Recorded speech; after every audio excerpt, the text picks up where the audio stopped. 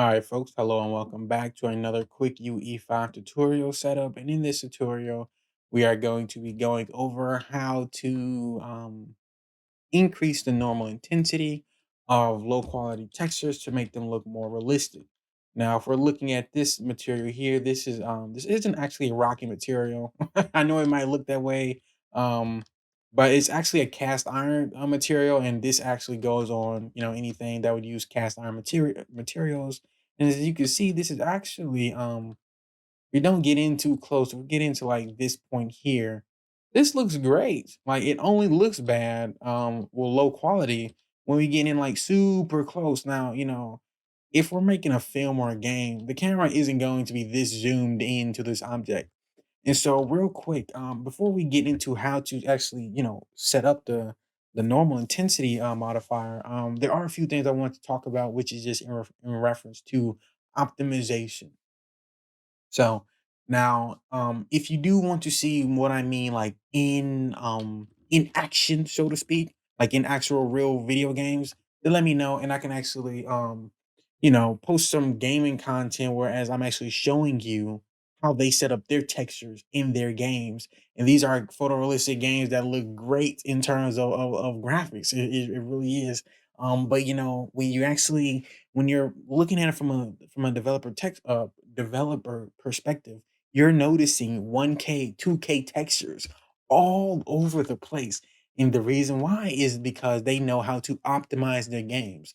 So in any case you're using a 4K texture for a video game, you're only going to need texture qualities that high for things that are going to be of the utmost importance. These are going to be, objects or locations that's just like very important to the game and to the character, or that the camera is going to be very close up in. But that's not going to be for every portion of the game. Definitely not every texture. So don't be so quick to use a 4K texture, because all that does is make the demand of your game or film that much more demanding.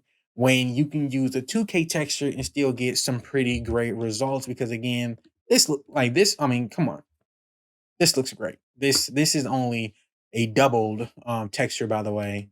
So what I mean by that, let's actually go over to and also one thing I did want to say is that I'm not actually going to be doing this with you. I'm just going to be setting it, well, showing you how I set mine up. And the reason why is because when I've actually re-recorded this a couple times, and it came out to be like 22 minutes, because there's just so much that I like to say to help people with the small details, because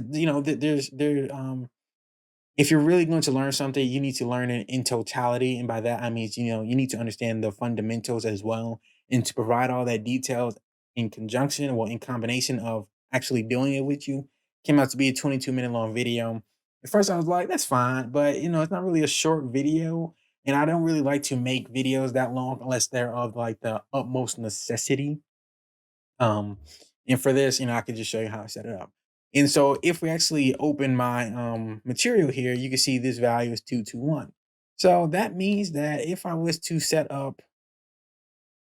revert this back to one, so this is what the default normal map value looks like, is that. Now, even that's not too bad, but let's be real. That's it's like it's not 4K. It doesn't pop out. It needs to pop out. So if I wanted it to pop out, I would just double it, and that looks so much better. And then let's say I wanted it to pop out even further. You can see, look at that, even more detail. And again, this is cast iron, by the way. This isn't like rocky ground. If I just wanted to go crazy with it and just make it look like, we could even increase it that much. I mean, wow. Okay, that really does look like ground, and it really does pop out. And you can do all this with a simple 2K texture. And only when you zoom in do you realize that it looks wonky. But out here, I mean, this could pass with some ground texture. That's so crazy. Wow. But with that said, let's actually get into how I set this up. Um, and so let's let's reset this back to 1-1. Actually, let's set it back to 2-2, 2-2-1, and we are perfect. So this is what we had at the default. Now, So if you do want a sort of detailed beginner friendly PBR material setup, I can definitely get that in for you. That's just, which are the most common pins you'll be using, as well as how you would set that up using imported textures outside of Quixel Bridge. Because when you're using textures that are not from Quixel Bridge, they're not going to be set up in a fashion that's like designed for UE5. And so like we if you've ever downloaded any material from Crystal Bridge and you imported that, you knew immediately that it's perfectly set up for Unreal Engine 5 because you can easily modify the normal intensity, the texture scaling, everything like that by default. But when you're setting up these materials yourself, it's because you have textures outside of Quixel Bridge. So you're getting them from some other website, or maybe you're making them yourself, and you're going to need to learn how to set up a PBR texture PBR material by yourself. Now, again, if you do want a beginner friendly tutorial for that, I could definitely get that going for you. So just let me know if that's something you're interested in.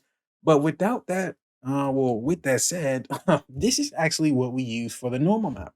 Now, a lot of people they use some other method where they have like a flattened normals, and then they have maybe even a one minus node, and then maybe a multiply node or something like that. But it's really not necessary at all. This is how you would set this. I mean, this is information provided from Epic themselves. Um, and so this is like, this is peer reviewed, fact checked information. It's this simple, literally, and you've already seen the results. And so what we're using here is this is what's known as a constant three vector node, and you can see that title sort of right there. And so if you want, here, let's actually just full screen this.